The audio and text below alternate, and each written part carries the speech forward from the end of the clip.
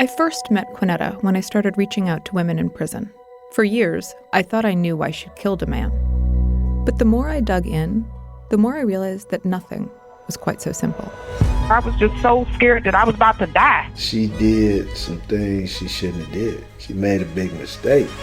What She Buried is available now wherever you get your podcasts. Subscribe to The Binge to get all episodes early and ad-free today. Here's a sneak peek.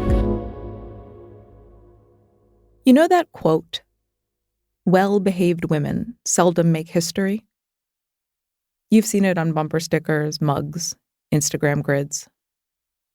It means, unless a woman boldly breaks convention, she's going to fade into oblivion, just folding laundry until she dies. I like it. I get it.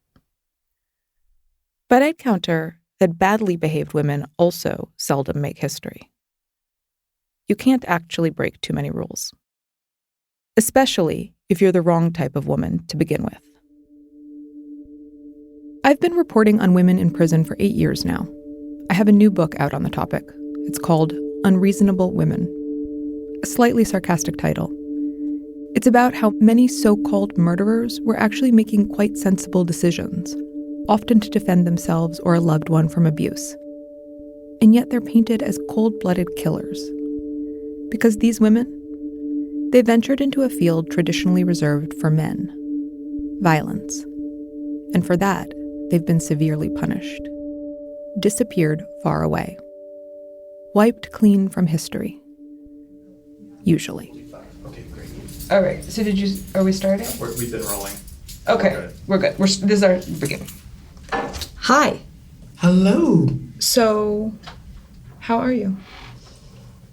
Tired. Tired.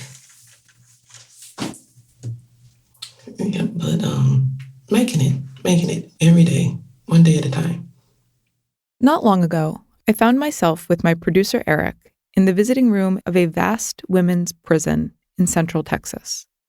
Across from me, speaking into a telephone receiver, from behind a wall of bulletproof glass, was a woman I'd been corresponding with for 5 years. Her name is Kwaneta Harris. So, okay, obviously, I'm so glad I get to finally meet you in person. Finally. I didn't think it was ever going to happen. But now here we are. Here we are. And I wish that we had more time and could have a more natural conversation. I know. We're pressed for time. They only give us like an hour. Yeah. Let's get busy. Yeah, so instead of what I would like to do, which is sit and gossip and relax and talk, I'm going to be asking a little bit more in terms of just like some questions. I know. Kwaneta was dressed in prison whites. She's a Black woman in her 50s, taller than I had anticipated, more commanding. And her hair was long, wavy, past her shoulders.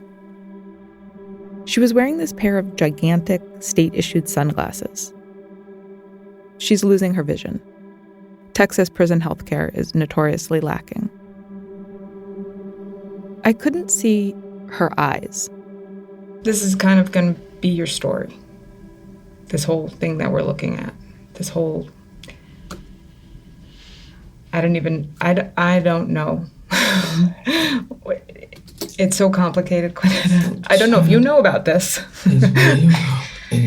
It's so complicated. So just multi-layered. Complex. Confusing. Yeah, very confusing. Are you confused? I've been confused. Confused. That was an understatement. I first got to know Kwaneta as a pen pal of sorts. And through our years-long correspondence, I learned about her past and what brought her to prison. Like so many women I've reported on, she had a history of abuse and trauma. For such women, killing can mean an end to their torment. And I'd wanted to make this podcast because I thought that story deserved to be told. And Kwaneta agreed. But the more I dug in, the more people I talked to, the more I realized that my initial concept of Kwaneta, of what she'd been through and what she'd done, it flattened her. At first, I thought Kwaneta's narrative would move from point A to point B pretty easily.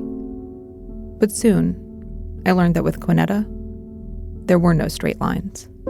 Only a labyrinth, elaborate and disorienting. When they meet her, it's like they're on a high. And then slowly but surely, that high comes down. Holy cow. She's just, I said, this is not true. It didn't happen like you said, did it? Did you think it was a good idea? No. I told them why it wasn't a good idea. Sometimes when you're a light, you attract, darker entities. I had girls in the kitchen, everywhere. And one time she shot at me. Did she? Hey, listen, there's a lot going on, babe. Turned out, there were many versions of Kwaneta's story, and almost every single version contradicted the one before. She's loving, she's a mentor. How am I in trouble? I didn't have no teenager dig no hole. We had our computers and our cell phones. How to kill someone without leaving a mess, how to clean blood off a couch. And he scribbled a signature on it. And there goes the money. I thought that was rather clever.